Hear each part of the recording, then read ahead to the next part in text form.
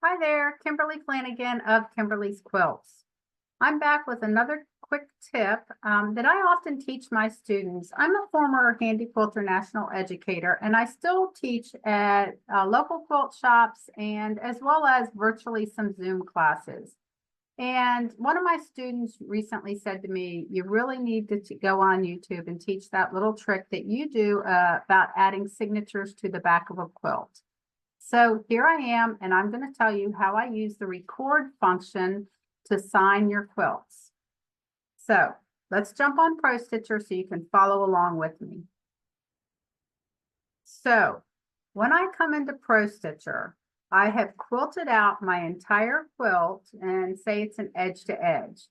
When I get down to the bottom portion of my quilt where usually on the lower right-hand side, I might have maybe 2 passes left of my edge-to-edge design, depending on the size and a proportional scale of what I've set up. I will come in and I will flip up the top of my quilt and the batting of my quilt. So all I have left is my backing fabric. At this point, I take my bobbin thread out and I find a high contrasting thread to whatever my backing might be. Say I have a dark backing, I might put a white or a gold or something like that in my bobbin. I also use usually a 10 weight thread for this step and this step only on my bobbin.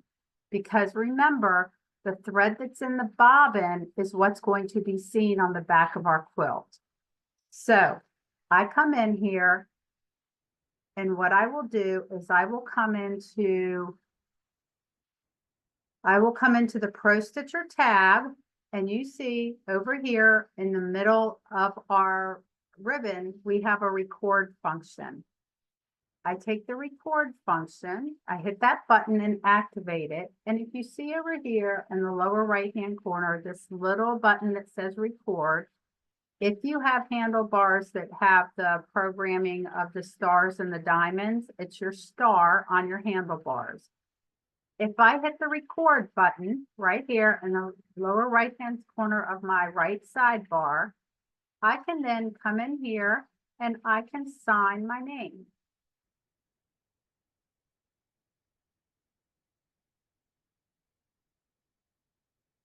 Now, I can turn record off. This is not the prettiest signature, but it is pretty close to my handwriting. So what I normally do is I would take this into Designer and I would clean it up and make it a little prettier, but it's still basically my handwriting. I have regular customers that I quilt for where I've actually had them come into my studio and we use Pro Stitcher and we actually record their signature. We might record it 6, 8, 10 times until it's something that they're pretty happy with. Because remember, moving the machine head is something that's going to be very new and foreign to them. So then I would go up here and I save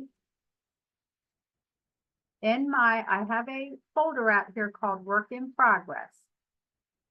This is where I can now save that, and I would name it M signature. And I have this for many of my regular customers, and I save it. Now it's in my saved files, and I can pull this up anytime I work on a quilt for myself. I then can, once it's cleaned up, once it's pretty, but it still resembles my handwriting, I come in here, I put the bobbin in that's got the 10 weight thread, and I come in here under modify, and when I say rotate, I mirror it.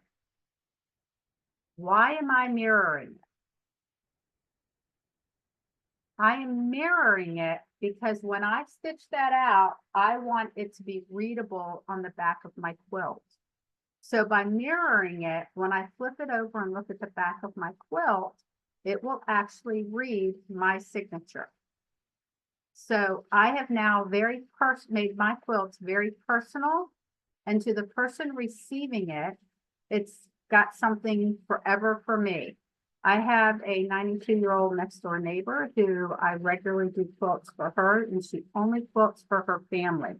So her great-great-grandchildren have very personal memorabilias from May when she may pass away one day. And it's just something that they can treasure forever. I now can come into Pro Stitcher and I can stitch this out.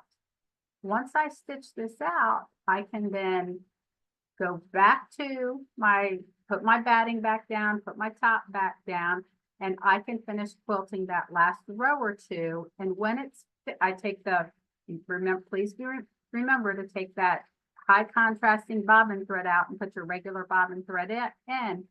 And when you take it off the quilt and you flip it over, you'll see that. I've also do a lot of quilts for Quilts of Valor. And so I have made a generic label for Quilts of Valor that I will actually stitch out on the back of the quilt. Nobody's name, but I went into Designer and I stitched it out, pulled it in here, and I stitched that out on every Quilts of Valor so that they know that this is a Quilt of Valor. Thank you for their service, and that we appreciate everything they've done for their country. I hope this gives you a fun way that you can use Record to personalize your quilts, or even make quilt labels quickly and not have to do that after the fact. Thank you.